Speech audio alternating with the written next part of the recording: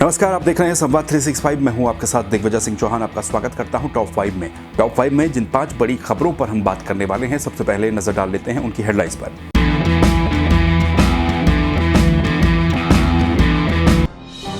व्यापारियों के दबाव के चलते कर्फ्यू की गाइडलाइन में बदलाव। हफ्ते में 3 दिन सुबह 8 बजे से शाम 5 बजे तक खुलेंगे बाजार। उत्तराखंड एसटीएफ ने किया अंतर्राष्ट्रीय ठग गिरोह का पर्दाफाश। ऐप के नाम पर की थी 250 करोड़ रुपए की ठगी। मसूरी में जाम की समस्या से मिलेगी निजात। 700 करोड़ की लागत से बनेगी सुरंग। केंद्र सरकार ने दी मंजूरी। देवस्थानम बोर्ड पर पुनर्विचार न करने वाले सतपाल महाराज के बयान पर भड़के तीर्थ पुरोहित। कई जगहों पर फूका पुतला। उत्तराखंड में पिछले 24 घंटों में कोरोना के 546 नए मामले। 13 लोगों की मौत। 2700 से ज्यादा लोग हुए ठीक।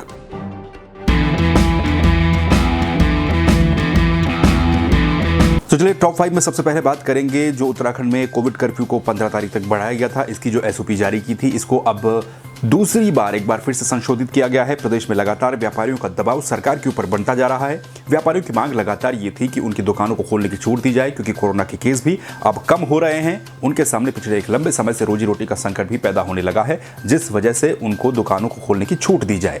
इसको लेकर उत्तराखंड सरकार ने एक एसओपी जारी की थी, जो हमने आपको कल भी बताया था। उसमें कुछ गाइडलाइन दी गई थी, जिसमें कुछ कैटेगरी की दुकानें अलग अलग दिन खुली रहती और शराब की दुकानें प्रदेश में 3 दिन तक खुली रहती। एक बार फिर से इस एसओपी में एक संशोधन किया गया है। अब जो नई एसओपी आई है, नई गाइडलाइन आई है, उसके मुताबिक उत्तराखंड में अब जो सभी बाजार होंगे, यानी कि सिर्फ चुनिंदा कैटेगरी की दुकानें नहीं बल्कि बाजार, पूरे बाजार जो हैं, उनको खोलने की अनुमति हफ्ते में 3 दिन की दी गई है। ये अनुमति 9 तारीख को, यानी कि आज 11 तारीख को और 14 तारीख को रहेगी।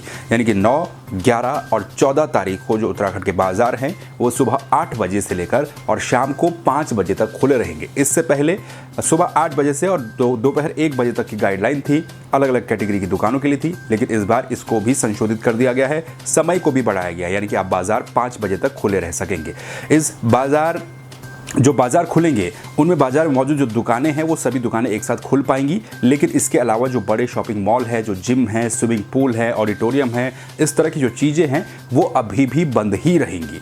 इसके अलावा जो ये नई एसओपी है, इसके मुताबिक जो प्रदेश में चलने वाला सार्वजनिक परिवहन है, यानी कि पब्लिक ट्रांसपोर्ट है, उसमें सरकार ने बढ़ा करके 75% क्षमता की थी, जो पहले 50% थी। लेकिन अब उसको भी हटा दिया गया है और उसको भी 100% क्षमता कर दिया गया है। यानी कि 100% सवारियों के साथ जो सार्वजनिक परिवहन है, जो पब्लिक ट्रांसपोर्ट है, वो प्रदेश में अब चल पाएगा। इसके अलावा इस गाइडलाइन के मुताबिक जो प्रदेश में शराब की दुकानें हैं वो भी इन 3 दिनों में खुलेंगी, यानी कि 9, 11 और 14 तारीख को शराब की दुकानें भी खुलेंगी।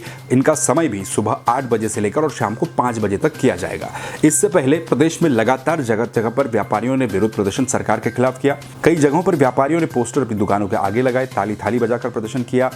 तमाम जो जनप्रतिनिधि है उनसे मुलाकात की और उसी दबाव के चलते अब सरकार ने फैसला लिया है कि प्रदेश में जो दुकानें हैं, जो बाजार हैं, वो समस्त बाजार खोल पाएंगे। हफ्ते में 3 दिन खुलेंगे और उनकी समय सीमा को भी बढ़ाया गया है। सुबह 8 बजे से लेकर और शाम को 5 बजे तक ये बाजार खुले रह सकेंगे। इसके अलावा इस संशोधित एसओपी में यह भी कहा गया है कि 12 और 13 जून को जो नगर निकाय हैं या फिर सार्वजनिक जगह है, आवासीय क्षेत्र है, बस स्टेशन, रेलवे स्टेशन, बाजार, मंडी, भीड़ भाड़ वाली जगह जो है, यहाँ पर सैनिटाइजेशन भी किया जाएगा इस हफ्ते।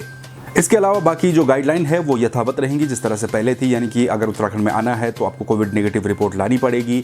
कहीं ट्रैवल करना है तो आपको वेब पोर्टल जो स्मार्ट सिटी का है उस पर पंजीकरण करना पड़ेगा। तो ये एक छूट बड़ी दी गई है व्यापारियों को और उत्तराखंड की जनता को, क्योंकि प्रदेश में जो कोरोना के मामले हैं पिछले कुछ दिनों में लगातार तेजी के साथ कम हुए हैं। ऐसे में व्यापारियों को भी एक बड़ी राहत सरकार की तरफ से दी गई है। अब बात कर लेते हैं उत्तराखंड पुलिस की, उत्तराखंड एसटीएफ की। उत्तराखंड एसटीएफ ने एक बड़े ठग गिरोह का पर्दाफाश किया है। ये ठग गिरोह 250 करोड़ रुपए की ठगी अभी तक कर चुका था। ये एक अंतर्राष्ट्रीय ठग गिरोह है जो कि ऐप के नाम पर लोगों को चूना लगाने का काम करता था। दरअसल उत्तराखंड एसटीएफ ने एक मोबाइल ऐप के जरिए ये लोग रकम को दोगुनी करने का बहाना बनाते थे और रकम दोगुनी करने के नाम पर ठगी किया करते थे। ये एक पूरा अंतर्राष्ट्रीय गैंग है जिसका खुलासा पुलिस ने कर दिया है। प्रारंभिक जांच में हजारों लोगों से करीब 250 करोड़ रुपए 250 करोड़ रुपए की ठगी का मामला फिलहाल सामने आया है। इसका खुलासा हुआ है। इस ठगी के लिंक जो हैं वो चीन से जुड़े हुए हैं। चीन के नागरिकों के इसमें शामिल होने का भी संदेह पुलिस के द्वारा, एसटीएफ के द्वारा जताया गया है। ये भी बताया गया है कि ये उत्तराखंड में अभी तक जो धोखाधड़ी और ठगी है उसका अभी तक का सबसे बड़ा मामला है, क्योंकि आप खुद अंदाजा लगा सकते हैं जिस ठगी में 250 करोड़ रुपए का चूना लोगों को लगाया गया हो ऐप के नाम पर, रकम दोगुनी करने के नाम पर, तो वो कितना बड़ा होगा। मंगलवार को पुलिस मुख्यालय में ये खुलासा हुआ। जो एडीजी हैं अभिनव कुमार, उन्होंने ये जानकारी देते हुए बताया कि हरिद्वार के श्यामपुर निवासी रोहित कुमार और कनखल के जो निवासी हैं राहुल कुमार गोयल ने बीते मार्च के महीने में ऑनलाइन धोखाधड़ी की शिकायत दर्ज करवाई थी। इन दोनों ने बताया था कि एक दोस्त ने, जो कंपनी थी वो पावर बैंक नाम की कंपनी थी, पावर बैंक नाम के मोबाइल ऐप के जरिए निवेश करने को उन्हें कहा था। ये पावर बैंक जो नाम है ये ऐप का नाम था और इसके जरिए ये लोगों से निवेश करवाते थे, रकम को दोगुनी करने की बात कहते थे, 15 दिन में रकम दोगुनी हो जाएगी, इस बात की जानकारी ये लोग देते थे। और इसी तरह से कई लोगों ने इस ऐप को डाउनलोड किया और ये जो दो लोग थे जिनका मैंने आपको नाम बताया, हरिद्वार के रोहित कुमार और राहुल कुमार, इनको 91,200 और 73,000 रुपये इन्होंने अपने ऐप से जमा करवा लिए थे, लेकिन तय समय पर इनको रकम वापस नहीं मिली, जिसके बाद इन लोगों ने शिकायत की, मामला दर्ज करवाया और पुलिस ने इस पर जांच शुरू कर दी थी। एसटीएफ ने, जो इसमें एक आरोपी को पकड़ा गया है जिसका नाम पवन कुमार पांडे है, इसको नोएडा से इसे गिरफ्तार किया गया है और प्रारंभिक जो जांच पुलिस ने फिलहाल की है, एसटीएफ ने फिलहाल की है। तो ये आशंका जताई जा रही है, ये संदेह जताया जा रहा है कि पावर बैंक की इस कंपनी के लिंक जो हैं चीन से जुड़े हुए हो सकते हैं, वहाँ के कुछ लोग इसमें शामिल हो सकते हैं और इसी तरह से कई जगहों पर ठगी को अंजाम दिया गया और इस ठगी के जरिए 250 करोड़ रुपए की एक बड़ी रकम को ठिकाने लगाने का काम किया गया। पावर बैंक नाम की कंपनी थी और रकम को दोगुना करने के लिए ये लोग निवेश किया करते थे। लेकिन बहरहाल उत्तराखंड एसटीएफ ने इस पूरे मामले का पर्दाफाश कर दिया है।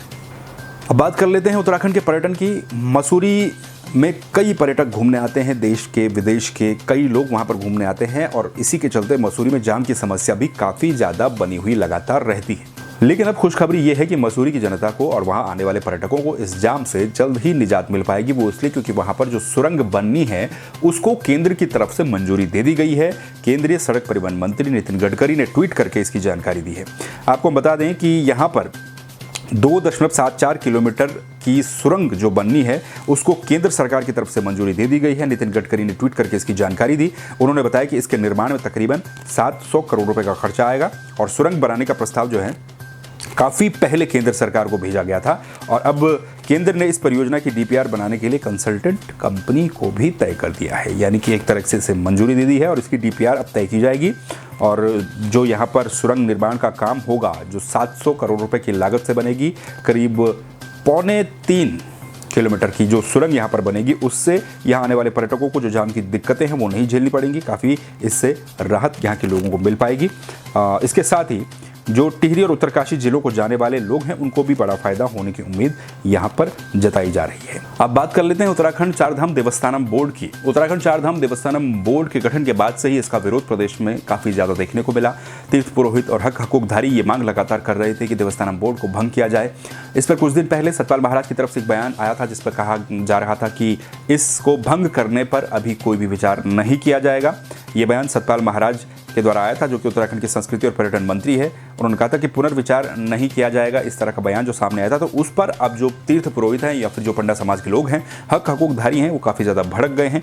कई जगहों पर जो तीर्थ पुरोहित है उन्होंने सतपाल महाराज के खिलाफ विरोध प्रदर्शन किया। सतपाल महाराज के पुतले को जलाया गया। मंगलवार को जोशीमठ, देवप्रयाग, गंगोत्री और मुखबा में सतपाल महाराज के पुतले फूके गए। इस दौरान मुख्यमंत्री से महाराज से विभाग को वापस लिए जाने की मांग भी कई तीर्थ पुरोहितों ने की है। इसके साथ ही तीर्थ पुरोहितों की मांग लगातार ये है कि देवस्थानम बोर्ड को भंग किया जाए और इसको लेकर जो आंदोलन है उसको भी उन्होंने तेज करने की बात की है। सतपाल महाराज का जो बयान था उससे आक्रोशित होकर के कई जगहों पर जोशीमठ में भी जो तीर्थ पुरोहित हैं वो एकत्रित हुए। सतपाल महाराज के पुतले को उन्होंने आग लगाई। इसके अलावा पंचायत ने दोहराया कि जल्द ही देवस्थानम जो बोर्ड है उसको भंग किया जाए। तीर्थ पुरोहित 21 जून को ब्रह्मकपाल में बाहों पर काली पट्टी बांधकर भी पिंडदान करेंगे इसके विरोध में। तो एक तरफ देवस्थानम बोर्ड को तीर्थ पुरोहितों के द्वारा लगातार भंग किए जाने की मांग की जा रही थी, तो इसी बीच एक बयान सामने आया था जिसको लेकर एक बार फिर से जो हकूकधारी हैं, तीर्थ पुरोहित हैं, उन्होंने अपना विरोध जताया है। सतपाल महाराज का पुतला फूका है और कहा है कि जल्द से जल्द इस देवस्थानम बोर्ड को भंग किया जाए। तो तो चलिए अब बात कर लेते हैं उत्तराखंड के कोरोना अपडेट की। पिछले 24 घंटों में भी उत्तराखंड में कोरोना वायरस के कम केस सामने आए हैं। पिछले 24 घंटों की अगर हम बात करें, आंकड़ों पर नजर डालें तो पिछले 24 घंटों में 546 कोरोना वायरस के नए केस दर्ज किए गए। इसके साथ ही पिछले 24 घंटों में 13 लोगों की भी मौत हुई है और ठीक होने वाले लोगों की संख्या 2717 रही है। इसके साथ ही प्रदेश में एक्टिव केस और कम हो चुके हैं। प्रदेश में अब एक्टिव केस 11,885 रह चुके हैं। रिकवरी परसेंटेज 92.63% हो चुका है और जो सैंपल पॉजिटिविटी रेट है 6.69% हो चुका है। प्रदेश में कुल जो अभी तक कोरोना वायरस के मामले हैं 3,34,965 हैं, जबकि कुल 6,797 लोग अभी तक उत्तराखंड में कोरोना के चलते अपनी जान को गंवा चुके हैं। इसके अलावा पिछले 24 घंटों में एक बार फिर से देहरादून में कम कोरोना के केस दर्ज किए गए हैं। हालांकि एक बार फिर से 100 के पार ये आंकड़ा गया है। 136 मामले पिछले 24 घंटों में देहरादून में दर्ज किए गए हैं। लेकिन पिछले कुछ दिनों की तुलना में ये कहा जा सकता है कि लगातार एक स्टेबल ये कोरोना की वेव अब हो चुकी है और इसी के चलते क्योंकि केस भी कम आए हैं और जो इसमें लोगों की मौत है वो भी धीरे धीरे कम होने लगी हैं, तो इसी को देखते हुए और व्यापारियों का जो दबाव था उसको देखते हुए कुछ छूट जो है कोरोना कर्फ्यू में दी जा रही है। बाजारों को खोलने की अनुमति इस वक्त उत्तराखंड सरकार की तरफ से दी गई है, लेकिन ये नहीं भूलना चाहिए कि अभी भी सुरक्षा और सावधानी को बरतना बेहद जरूरी है। ये थी अभी तक की टॉप 5 खबरें। इन खबरों को लेकर आप क्या सोचते हैं, अपनी राय आप दे सकते हैं। कमेंट सेक्शन खुला है, कमेंट आप कर सकते हैं। फेसबुक पर देख रहे हैं तो वीडियो को शेयर कीजिए, पेज को लाइक कीजिए। यूट्यूब पर देख रहे हैं तो सब्सक्राइब कर दीजिए ताकि हर खबर आप तक पहुंचे समय से। और सुरक्षित रहिए। इसी तरह की खबरों के लिए देखते रहिए संवाद 365। फिर मिलेंगे नई खबरों के साथ। नमस्कार।